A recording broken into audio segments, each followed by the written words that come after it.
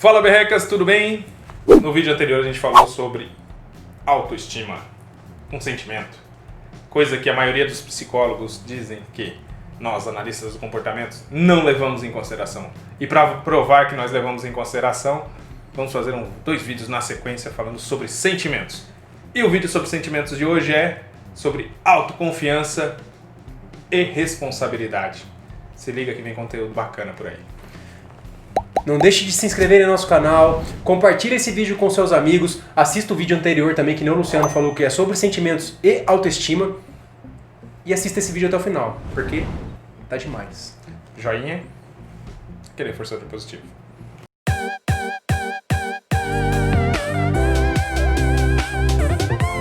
Como o Luciano disse no começo do vídeo, hoje falaremos sobre autoconfiança e responsabilidade. No vídeo anterior, nós falamos sobre os sentimentos. E nesses sentimentos falamos sobre a autoestima. Embasamos o nosso vídeo em um artigo muito bacana do professor Hélio Guilhardi, lá do ITCR Campinas. E como esse é um tema muito relevante e o artigo do professor é muito completo, nós resolvemos fazer dois vídeos sobre os sentimentos, especificamente sobre esses que falamos nos dois vídeos. Para começarmos o nosso vídeo, a autoconfiança já podemos dizer de cara que é um sentimento desenvolvido ao longo da vida de um ser humano. Então desde a mais tenra infância, a mais tenra idade, a pessoa já vai ter contato com estímulos reforçadores positivos e negativos. Estímulos reforçadores positivos naturais, aqueles que não terão intervenção humana, e estímulos reforçadores sociais, que terá ali uma maior intervenção humana. E também aprende a evitar estímulos aversivos, aquelas situações que fazem mal, ou até pessoas que fazem mal para aquele indivíduo. Só para concluirmos a nossa primeira parte, podemos dizer que a autoconfiança passa a ser mantida pelo próprio indivíduo, quando esse indivíduo percebe que seus comportamentos produzem consequentes reforçadores e evita contato com estímulos aversivos. Para a gente dar um exemplo disso aqui, a gente vai fazer um paralelo com a fala do nosso queridíssimo amigo de canal, professor Lucelmo, que fala em um dos vídeos dele sobre a questão de controle de comportamento. E ele alega que quando você reforça, quando você dá o joinha lá no vídeo dele, você reforça o comportamento dele continuar fazendo o vídeo. No nosso caso, como berrecas, nós começamos os vídeos lá um tempo atrás e a gente não tinha tanta autoconfiança para falar nas câmeras. Hoje a gente já tem um pouco mais de autoconfiança para estar aqui falando para vocês. E o que estabeleceu esse comportamento, esse sentimento de autoconfiança, esse comportamento de continuar falando para vocês, foi exatamente isso. O fato de vocês estarem compartilhando, de vocês estarem assistindo, de vocês estarem dando todos esses reforçadores positivos pra gente aqui, evitando aversivos, como por exemplo, críticas desnecessárias, comentários que não vão agregar valor algum ao vídeo. Mas eu acho que pra gente essa questão da crítica acaba sendo um reforçador positivo, porque a gente usa nos memes ainda. Exatamente. Então, pode trazer também, pode criticar, a gente não se preocupa. Mas se for pra criticar, que seja uma crítica construtiva, a gente já recebeu várias dicas. Ou bem-humorada que seja. Pode ser também, pode ser, ok? E lá no outro vídeo a gente falou sobre um exemplo sobre autoestima. E a autoconfiança, diferente da autoestima, foca no comportamento e não no indivíduo. O exemplo que a gente deu lá, aliás, é um exemplo que também tem no artigo do professor Hélio Guilhardi, é sobre a criança, quando ela apresenta um boletim com notas boas para o pai. O pai vira para a criança e fala dois exemplos, né? O primeiro deles é: as notas do seu boletim me deixaram muito feliz. As notas do seu boletim, você está valorizando o comportamento. Então você está valorizando a autoconfiança daquele indivíduo. Mas quando você fala, você me deixou muito feliz com as notas do seu boletim, você está valorizando o indivíduo. E aí você está valorizando a autoestima desse indivíduo. Então, para a gente diferenciar autoconfiança de autoestima, não necessariamente uma pessoa que tem autoestima, ela tem autoconfiança. E não necessariamente uma pessoa que tem autoconfiança tem autoestima. E essa é pra você que fica falando aí pra Deus e pro mundo que a análise do comportamento, behaviorismo radical não considera sentimento, não considera autoestima, não considera ser humano, que é incompleta para lidar com o ser humano. Por favor, para de falar besteira. A subjetividade humana, né? Ela é construída exatamente nesses exemplos que a gente acabou de citar e a gente cita em todos os nossos vídeos por aqui. Bom, para concluir essa parte de autoconfiança, como o Lucas já falou, a autoconfiança ela é estabelecida a partir de relações interpessoais, de preferência com os cuidadores, onde é exercido no comportamento do indivíduo, através dos pais, reforçadores, validadores. Então, traz ali reforçadores positivos que vão validar aqueles comportamentos que estão sendo estabelecidos. E aí esses comportamentos estabelecem uma relação de confiança e a gente chama de autoconfiança. Tá? E adquirindo autoconfiança, você aprende também a esquivar de eventualmente situações desagradáveis, de aversivas. E o que é muito importante para uma pessoa que precisa estabelecer a sua autoconfiança. Caminhando para a segunda parte do vídeo, agora falaremos sobre o sentimento de responsabilidade. Assim como a autoestima e a autoconfiança, a responsabilidade é um sentimento que é desenvolvido ao longo da vida desse indivíduo. Só que ela é construída principalmente por controle coercitivo. Na psicologia comportamental, nós chamamos de controle coercitivo tudo aquilo que não é reforçamento positivo. Então, punição positiva e negativa e reforçamento negativo. Um exemplo muito didático disso tudo é o seguinte: o pai quer que o filho tenha a responsabilidade de fazer a tarefa de casa. E ao chegar em casa ele percebe que esse filho não fez. O que ele vai lá e faz? Ele tira o videogame do filho. O videogame era um reforçador de outros comportamentos desse filho. Então o pai, ao retirar o videogame, ele está sendo um consequente punidor negativo, porque ele está tirando reforçadores positivos de outros comportamentos do filho dele. Um outro exemplo muito bacana envolve o reforço negativo, que é o filho não faz a tarefa e o pai fica de cara feia. E a gente pode fazer uma correlação nesse sentido, que o sorriso do pai, o pai de bom humor, é um reforçador positivo. Então, mas não é esse sorriso do pai que vai estabelecer o sentimento de responsabilidade do filho. O que vai estabelecer esse sentimento de responsabilidade é a esquiva do reforçador negativo ali, que é essa cara fechada. Então ele vai tentar evitar isso aí. Então toda vez que o pai estabelecer esse comportamento da cara fechada, o filho já sabe, opa, o que será que eu fiz? E aí mancada, preciso apresentar o comportamento adequado. Aí ele vai lá, faz a tarefa, o pai muda a feição. Só que o que controlou o comportamento não foi o reforçador positivo, foi o filho evitar a cara feia do pai. Então é um controle coercitivo. A gente fala sobre termos técnicos, só que se você parar para prestar atenção nos exemplos, fica bem didático, na verdade, né?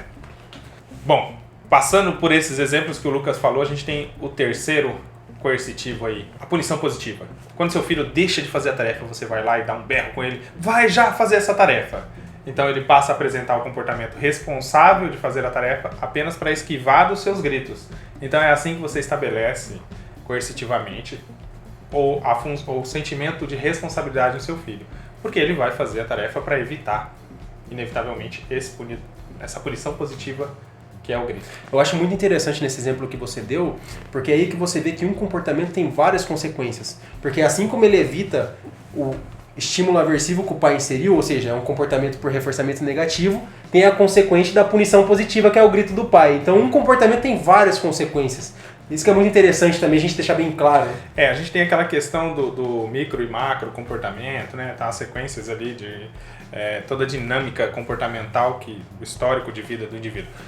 Mas quando essa punição ela é excessiva, quando você começa a gritar excessivamente com seu filho, começa a gerar um sentimento de medo nele ali, então ser excessivamente aversivo com seu filho, isso pode gerar um comportamento de contra-controle. Ou seja, seu filho vai começar a esquivar situações similares como aquela. Então ele sabe que ele não fez a tarefa, então ele não vai nem passar perto de você, né? Ou então ele vai começar a gritar de volta com você, fazer relações assim, onde vai gerar um conflito ainda maior do que meramente aquela situação de irresponsabilidade por não ter feito a tarefa, punição positiva o grito em excesso, né? E uma resposta do seu filho ali de gritar de volta, ou de sair de casa, ou de sair bater na porta, ou de fazer qualquer outra coisa, que é um contra-controle que a gente fala na psicologia comportamental. E aí, nesse sentido do que o Luciano está falando, principalmente para pais e filhos e pessoas que convivem, sejam cuidadores ou não, como você vai desenvolver afeto com uma pessoa se a sua relação é baseada só em controle coercitivo? Assim, como é que uma pessoa vai amar a outra? Porque amor é um sentimento. Só que a gente está falando de comportamentos. Então, mas como que o outro vai amar o próximo se o próximo só pune, só grita, só xinga, não sabe criar contextos para que a pessoa se comporte de maneira assertiva? Para a gente dar dois exemplos aqui de comportamento, do sentimento de responsabilidade, a gente vai usar dois exemplos bem pessoais. Eu tô aqui na minha correria e tudo mais, e assim como a maioria das pessoas, eu tenho o hábito de falar assim, depois eu respondo. E aí eu olhava algumas coisas, e muitas coisas o Lucas precisava do meu feedback para ele dar andamento, dar continuidade no que ele estava fazendo. E às vezes eu bati o olho e falava, pô, depois eu respondo. E eu demorava horas para responder ou não respondia. Da perspectiva do Lucas, isso era irresponsabilidade da minha parte em relação ao que ele precisava fazer. Então, e aí era uma pegada do canal, então era nossa, era a responsabilidade dos dois, então ele estava fazendo a parte dele e a minha parte era responder. A minha responsabilidade sobre aquele contexto era respondê-lo ali o mais breve possível para ele continuar, para ele dar continuidade naquilo que ele estava fazendo. Aí o Lucas, um belo dia, veio da forma mais delicada que vocês possam imaginar. Como um coice de mula. Ele veio, mandou um áudio super bravo comigo, falou, pô, Luciano, eu fico puto quando você não me responde, tá? Às vezes eu mando uns negócios aí pra você, você não me responde. Então ele controlou, ele estabeleceu um comportamento de responsabilidade em respondê-lo ali dentro do WhatsApp, ali, coisas que a gente precisava mesmo, de fato. De vez em quando ele ainda dá umas mancadinhas ainda, de vez em quando ele faz 5 perguntas pra mim, esses dias ele mandou 5 perguntas pra mim, eu respondi uma. Ele ficou pistola comigo de novo. Mas é normal. Mas estamos no caminho, estamos no caminho.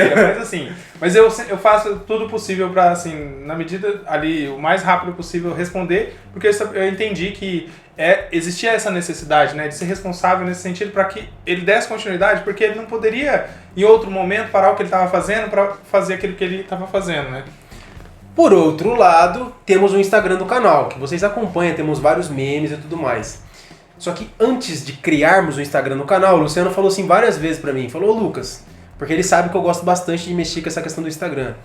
Cria um Instagram pro canal pra gente aí nós dois vamos mexer. Eu falava, não, beleza, Luciano. Só que eu pensava assim, mais uma responsabilidade pra mim? Tô fora.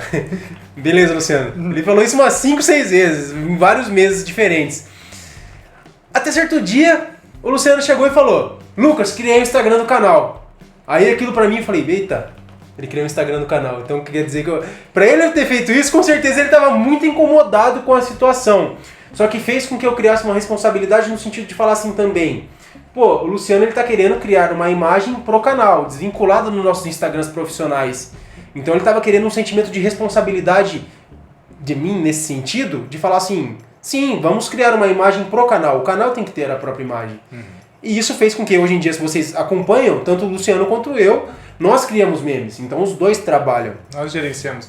Eventualmente, quando você manda mensagem lá esses dias, até acho que a Lara, né, que é a nossa sócia lá do canal, tem praticamente todos os produtos do canal. Mas acho que muita gente tem dúvidas com quem conversa comigo com você. A Lara mandou, eu estou falando com qual dos berrecas, o Luciano ou o Lucas? Naquele dia específico ela estava falando comigo, mas ela já falou com o Lucas várias outras vezes, então eventualmente você vai mandar mensagem lá no direct do canal, às vezes eu tô mais livre ali, eu tô com tempo livre, eu vou e te respondo, às vezes o Lucas que vai te responder. Dependendo do assunto, porque a gente tem essa divisão de tarefas também, as responsabilidades, né? Então nós temos a nossa divisão de tarefas, dependendo do assunto, o Lucas manda pra mim, ô Luciano, ó, tal assunto, tal, é contigo lá, responde lá. Ou eu falo, não, Lucas, ó, tem um assunto lá, tal, vê lá. Mas é importante a gente deixar claro que nem o Luciano falou em outro momento do vídeo.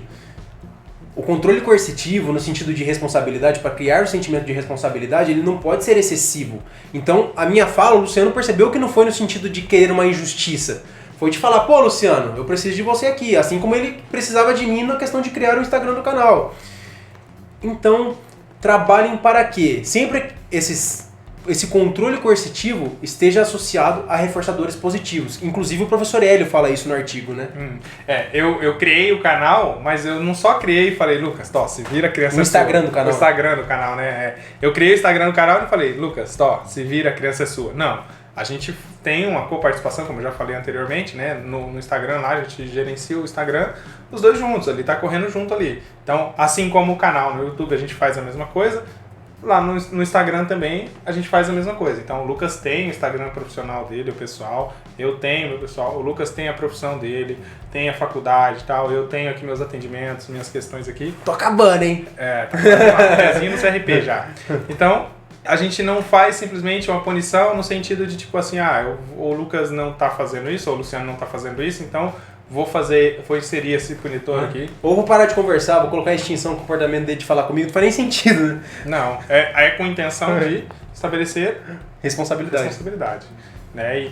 naturalmente, responsabilidade, aí depois a gente vê a coisa funcionando, aí gera autoconfiança, e aí... Autoestima. Autoestima, e vai, tudo isso aí. Só pra gente concluir aqui esse nosso bate-papo, indiferente qual for o sentimento envolvido, seja ele de autoestima, de autoconfiança, de responsabilidade, ou qualquer outro sentimento envolvido, para estabelecer esse sentimento, para estabelecer esses comportamentos assertivos nesse sentido, o indivíduo tem que estabelecer um comportamento de autoanálise. Então ele tem que analisar seus próprios comportamentos, entender para onde eles estão indo, da onde eles estão vindo, entender isso. É claro que, dentro de uma perspectiva geral, uma psicoterapia vai te auxiliar a fazer isso, né? Vai te dar ali uma visão diferente ali, um outro ângulo da situação e talvez te ajude mais ainda. Mas você consegue também fazer isso no dia a dia, ali na correria do dia a dia. Mas se puder fazer terapia, faça. É uma das melhores coisas da vida.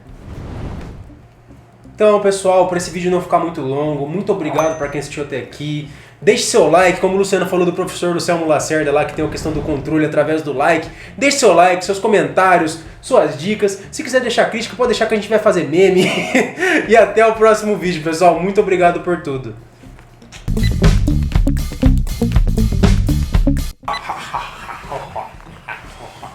Foi. Vai. Fala, berré! Que bosta.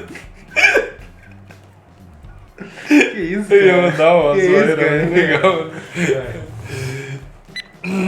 Vai. Fala, berrecas, tudo bem?